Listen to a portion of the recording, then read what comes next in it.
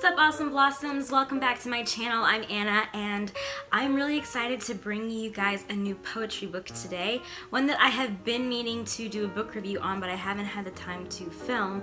But today I found that I had some time, so I'm going to be reviewing it for you guys and I hope you enjoy. A couple of updates on my life.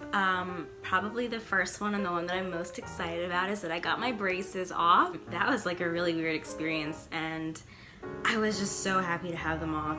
They were really hard to talk around and I don't know, I just felt really self-conscious with them smiling and things like that, but I'm really happy that they're off and I'm really happy with the way my teeth look, so hopefully I'll remember to wear my retainer so that they stay that way. Secondly, school is ending this year for me, so I will be done, finally, like completely done next week, and I will have my associate's degree by then, so that's really cool and also kind of like really weird to think about. I never thought it's kind of weird to say, but I never really thought of myself as making it this far. I just thought of myself as like doing things that I love to do, and so now with my first 2 years of college over, I'm really looking forward to delving deeper into the specifics of what I actually want to do, and I'm thinking of actually majoring in more than one subject because I am finding that there are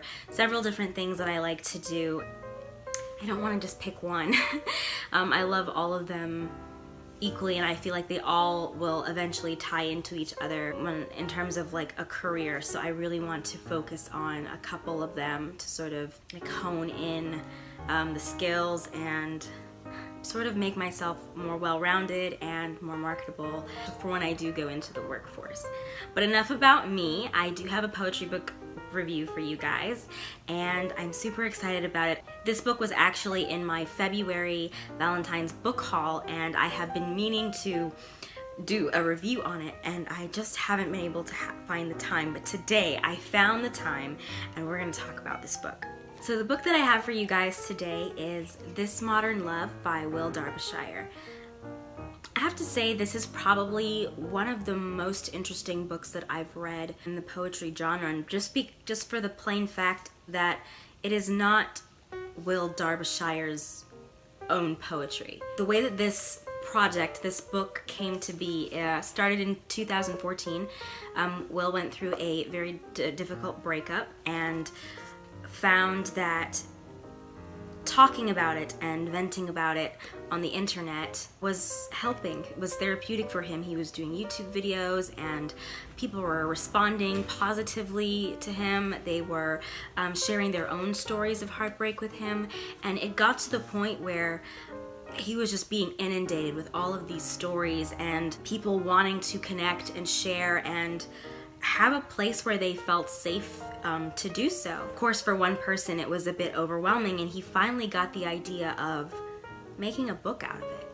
And so he went on the internet and asked people from all over the world to share their thoughts on the way that we do relationships now in the 21st century.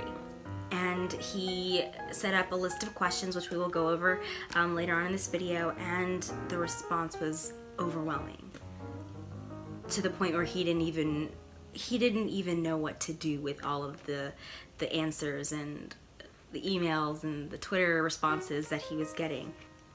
This book sort of came out of a dark time for him and has gone on to help people.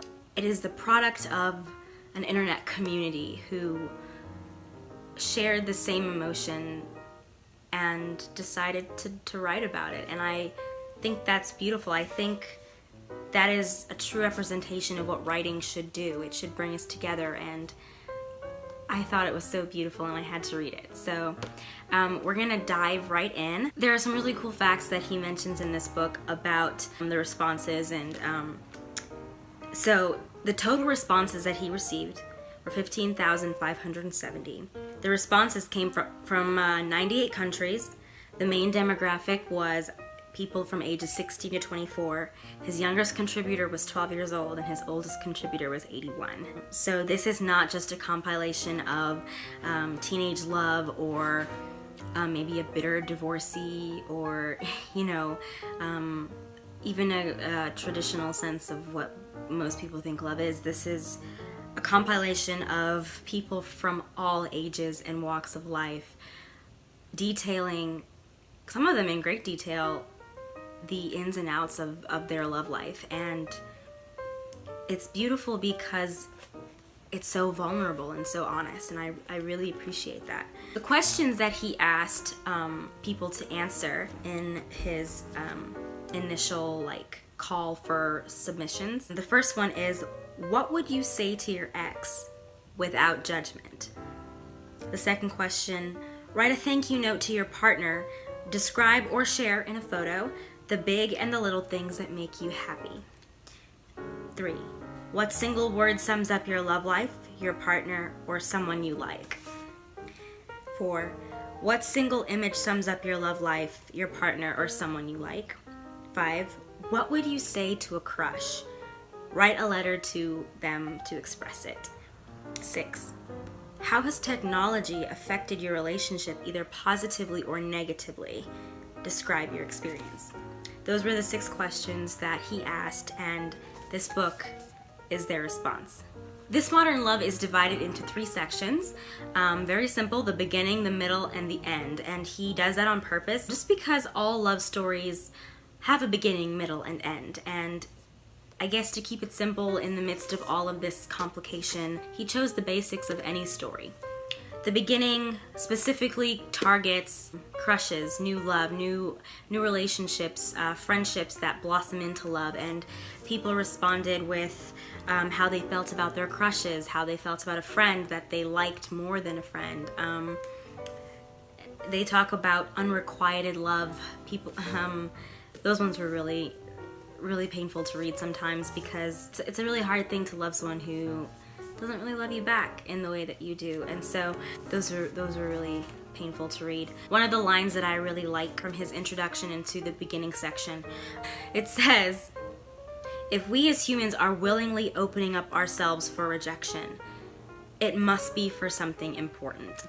That is so true, and personally, I think that's something that I haven't been willing to do yet, and probably because I haven't found the right person. But hopefully when I do find that person, I will be willing, because I think despite the terror of being vulnerable with something, it's also extremely rewarding. So the beginning section targets the crushes, the unrequited loves, the the people who have that special someone in their mind, but it's not written in the stars just yet. Moving on to the middle section, he states that the middle is the actual relationship, the ups and downs of living life with someone, and figuring out how to deal with challenges, what to do when the passion that had initially maybe even started the relationship fades and you're left with life without the passion. Do you still love each other? Do you continue on? Do you decide that it's not worth it? Things like that. And there were also some painful letters in the middle of people who they were very weighed down by their relationship. And I don't know, I think about that concept a lot, of finding a person, and at the beginning everything about them seems wonderful, and the idea of living life with them seems amazing, and then somehow it just changes. And I always think about that, and how the confusion of what that must feel like. How at one point there was no one else that I wanted to be with, and now it's like I don't have to anymore. It's actually really sad when you think about it. There are some happier I feel so bad like I'm making this really depressing, but there are really happy poems and happy letters in here, and there are some really sweet ones and sweet stories about just things that people have done for each other. And despite some of the sad ones, this book also helps you not to give up on love. I will say that. The end section is about breakups, about the end of a relationship, whether it be through heartbreak, through loss, through a decision to just not go on. And there were some really powerful letters in there written to some heartbreakers who really damaged a person, and just the amount of strength that it would take to reveal and share that information and have it published for the world to see. I'm so proud of these people. You know, I don't think I could do that. There's one that starts out with, "Dear Jason, I forgive you." And like the second that I read that, I was like, oh my God. You know, that's a huge step. Forgiveness is not easy. It's more than just saying, oh, it's okay, or I accept your apology. Those are only words. Forgiveness really happens in you. And you can say the words, but you don't have to mean it, to be honest. The way that you show that you mean it is how you live from that moment on. And I think just reading the rest of the letter, she really does, not because what he did was okay, but because if, you know, in allowing him to, in allowing herself to feel that hurt and that pain against him, she's preventing herself from moving on. And I think that's such a sign of strength, and it was such a great lesson to see that in someone who's been hurt, being able to just forgive and move on, because unless you do that, you're forever in this cycle of bitterness. There are also pages that are just filled with these red words, and he explains that those are the one word responses to some of the questions that he's asked. Like specifically question 3, what single word sums up your love life? And so those pages with the red words are sort of sprinkled within the book, and every once in a while you'll find a word that you did not expect to see. And it's really interesting to see how people view their own love lives and the people that they love or like. The last section is the gallery, filled with photographs that mean something to people have sent in. And they don't necessarily have descriptions. They'll have little captions, but there's no descriptions, and I think it's left up to you, the reader, to decide what they mean to you. I also want to point out that Will Darbyshire is 23 years old. It's really important for me, specifically, to know the ages of the authors, because a lot of times when I think about writing or publishing, I think of it as something that I'm going to do in the future when I've grown up.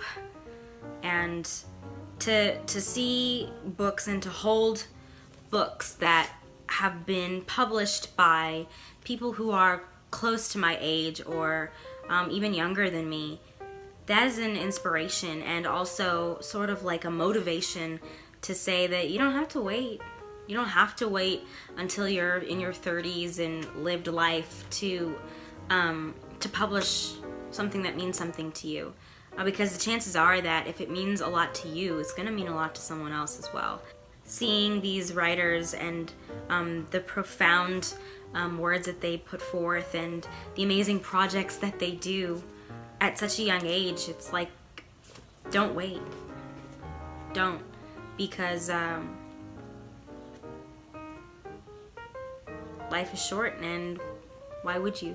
So anyways, if you've read This Modern Love, please put it down in the comments what you thought about it. I would love to hear your thoughts. If you haven't read This Modern Love and you are looking for some real love poetry and an unadulterated take on love, then I would definitely recommend this. It is a beautiful book filled with things to make you smile and make you cry and to make you reconsider your own views on love. And I would wholeheartedly tell you to read this book. Thank you for watching, guys. I really do appreciate it, and I hope to see you in my next video. Bye.